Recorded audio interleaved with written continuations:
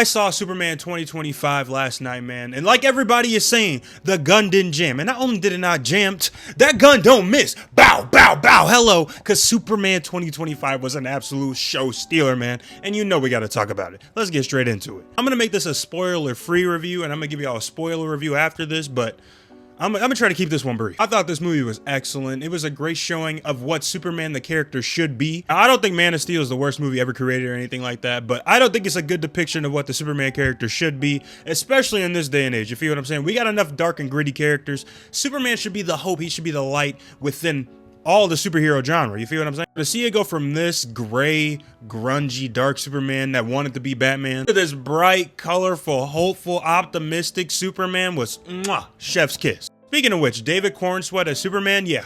You're my Superman officially now, buddy. Strap in. For the next 10 years, I'm gonna need you in every single DC project. Okay, not every project, but you get what I'm saying. The performance of Superman was so damn cartoony, so comic booky. He was cringe at some points, but that's what I wanted. It was one of the things I wanted for Superman. He's supposed to be cringe. He's supposed to be the guy where you're like, damn, he's a little corny, isn't he? That's Superman. I feel like James Gunn was able to balance that corniness from Superman with characters like the Justice Gang and especially Mr. Terrific. He was a motherfucking standout. I want a Mr. Terrific solo project, whether it's a TV show or a movie. I'm sure we're gonna get the Terrifics, probably written by James Gunn. Even with the inclusions of the Justice Gang, the people from the Daily Planet, all the villains in the movie.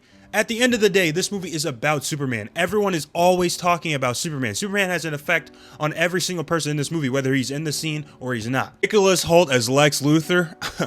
Yeah, this moved me. Not only was he absolutely diabolical, shout out Billy Butcher, but he was smart as hell, he was savvy as hell, he was absolutely maniacal. I was watching this shit and it was making me laugh how petty he was. Fuck making America great again. How about we make villains angry again? You feel what I'm saying? I love that he was just pissed at Superman for being Superman. You feel what I'm saying? Like, that's the type of hate that we need in our villains again. I love me a good, sentimental villains, somebody that we can actually care about. But at the same time, on the other side of the fence, give me a villain that's just a bastard. Need more villains that are in it for the love of the hate.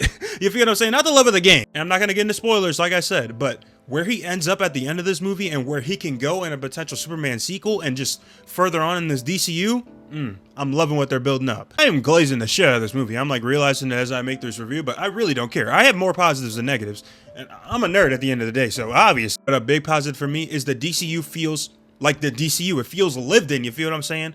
This movie starts with, it tells you that this universe has been around for years, hundreds of years, you feel what I'm saying? Like, this universe is like Star Wars, you feel what I'm saying? Like, we just get thrown in, and in my opinion, I love it. There's gonna be people that are like super film heads, there's gonna be people that are super casual, you feel what I'm saying, that aren't gonna like that, and they're gonna be like, whoa, what is going on here? This is very jarring. But me, I don't give a damn about that. I've read comic books before, I've read manga before, I've read all types of shit, I've seen all types of media, you feel what I'm saying? So the fast-paced nature of this movie didn't bother me whatsoever. In fact, I kind of liked it. I will say, for a negative, this movie probably could have been a bit longer, if I'm being honest. I wouldn't have been mad another 15-20 minutes to flesh out some of the story beats with some of the characters, but I'm not mad at it. This movie was 2 hours on the dot. They were trying to get us up out of there. You thought I was going to talk about the review and not mention crypto?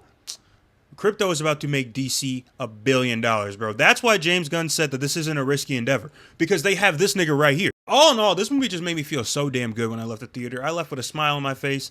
I left with so much hope and optimism. I was like, yeah, not only do I need more Superman, but I need more of this universe. It's so comic booky. It's so fantastical. It feels so vibrant and so alive. And it feels sort of like the MCU in some ways, but also so different, which I am loving. I can see it right now. I can see the MCU and the DCU going bam for bam for the next 10 years, and that's what we all need. I'm going to keep it a band. But yeah, that's going to be my spoiler-free review of Superman. I'm definitely about to record my spoiler review of this literally right after, because I got to talk spoilers. Let me know what y'all think in the comments down below. If I had to give this a rating out of 10, I gave it a 4.5 out of 5 on Letterboxd, so I'm going to guess that probably equates to a 9 out of 10. A strong 9 for me, but I know there's going to be some people that think it's like a 6, 7, 8. Each to their own. You feel what I'm saying? But yeah, let's talk about this in the comments down below, man. Because we got to talk about it. Simple.